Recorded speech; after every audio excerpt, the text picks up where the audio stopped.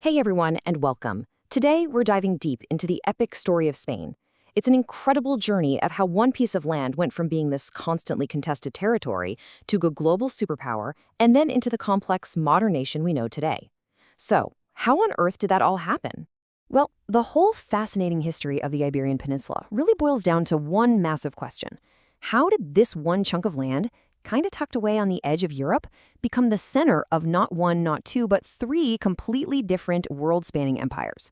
We're talking about the Romans, the Islamic Caliphate, and of course, the Spanish Empire itself. That's the amazing thread we're going to follow today.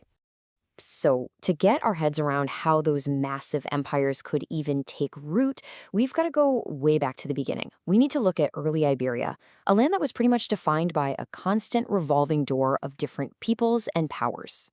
Okay, what's really wild about this early period is just how fast everything was moving. First, you got the native Iberians and Celts. Then, traders like the Phoenicians and Greeks set up shop along the coast. Pretty soon, Carthage takes over the south, only to get booted out by a rising power, Rome. And then, centuries later, after Rome's grip loosens, the Visigoths sweep in. You see the pattern here? It's one of conquest, assimilation, and cultural layering that's going to define Spain for, well, thousands of years. And you really can't overstate Rome's impact here. We're talking more than 600 years where they didn't just rule, they fundamentally remade the peninsula. They built the cities, the roads, the aqueducts, basically the entire skeleton of the country. They brought their language, Latin, which, directly evolved into Spanish, and they introduced Christianity. This whole process, Romanization, literally built the foundation for everything to come. So what happens when the Roman Empire finally falls apart in the West? Well, the Visigoths step in, and here's the key thing. They weren't just about conquering, they were also preservers. For over 200 years, they acted as this crucial bridge, carrying Roman laws, customs, and the Christian faith from the ancient world right into the medieval one. They held it all together until the next huge transformation arrived. And that brings us to a period that would completely redefine the peninsula, and frankly, all of Europe, in terms of culture, science, and art for centuries. If there is one single date you burn into your memory from this whole era, it's this one, 711 AD. This is the year that a single event changed the entire course of Spanish history, forever. So what happened?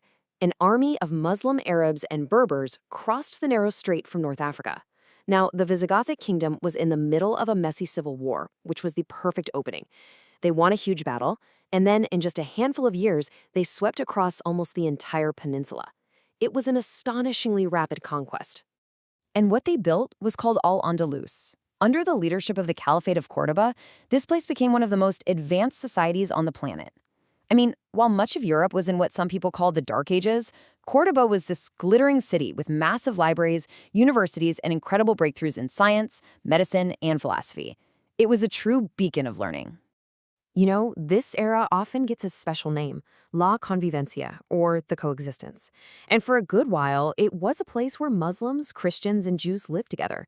Not always perfectly, but in a way that created this incredibly rich cultural fusion. This is the world that gave us intellectual giants like the Muslim philosopher Averroes and the Jewish scholar Maimonides. But, like so many golden ages, this unity just wasn't meant to last. That powerful, unified Caliphate of Córdoba eventually shattered. It broke apart into a bunch of smaller, weaker kingdoms called taifas that were often competing with each other. And this internal division, it created a massive opportunity for the small Christian kingdoms that had been holding on up in the northern mountains. And that fragmentation leads us right into our next chapter, a nearly 500-year story of reconquest, unification, and the explosive start of a truly global empire.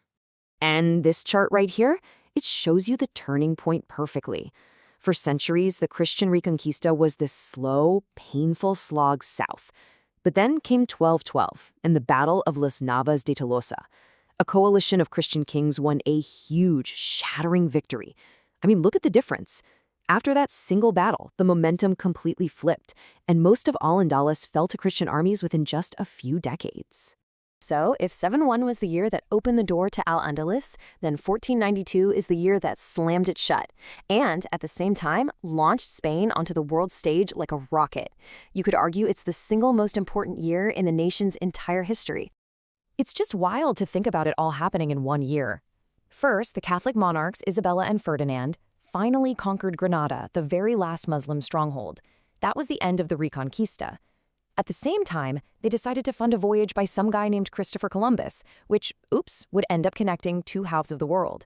And then they issued the Alhambra Decree, which forced all Jewish people to either convert to Christianity or leave the country. 1 year. It closed the book on centuries of multicultural life while opening a new and often brutal chapter of global empire. What came next was an absolute explosion. Fueled by mountains of gold and silver taken from the conquered Aztec and Inca empires, Spain became the most powerful nation on earth. Under the Habsburg kings, especially Charles V, it grew into the empire on which the sun never set, stretching all the way from the Americas to the Philippines.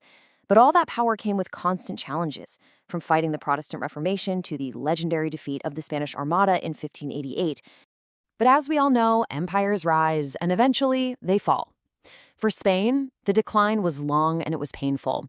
Its search for a modern identity would be forged in a century of war, instability, and ultimately a very long dictatorship.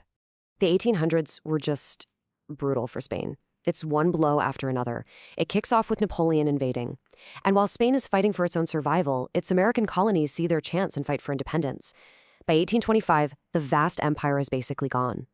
What's left is a century of chaos at home. Nasty civil wars over who should be king, political turmoil, and then the final humiliation, losing its last big colonies in the Spanish-American War. And all of that instability eventually boiled over in the 20th century into the Spanish Civil War. It was a vicious, heartbreaking conflict that just tore the country in two. On one side, you had the nationalists, led by General Francisco Franco, who were backed by fascist Italy and Nazi Germany. And on the other, the Republicans, a messy coalition of liberals, socialists, and communists with support from the Soviet Union. It became this horrific dress rehearsal for World War II. Franco's victory in 1939? Well, it wasn't the end of the conflict. In a lot of ways, it was the start of a long, cold silence. For almost 40 years, Spain was run by Franco's authoritarian regime. It was an ultra-conservative state that cut Spain off from much of the world and brutally suppressed regional identities, especially in places like Catalonia and the Basque Country. But then, when Franco died in 1975, something pretty incredible happened. The man he picked to succeed him, King Juan Carlos I, did the exact opposite of what everyone expected. He guided the country towards democracy, and the transition was stunningly fast and mostly peaceful. Within a decade, Spain had a new democratic constitution, it had joined NATO, and it was part of the European community. It completely transformed itself into the modern, vibrant nation we see today. Which brings us right up to the present. Spain is a lively democracy, but you can still hear the echoes of its past everywhere, in debates about its government, in powerful independence movements, and it leaves us with one last big question. After all these centuries of conflict over what it means to be Spain, can this incredibly deep, layered, and often contradictory history actually help it figure out the challenges of the future? That's definitely something to think about. Thanks so much for watching.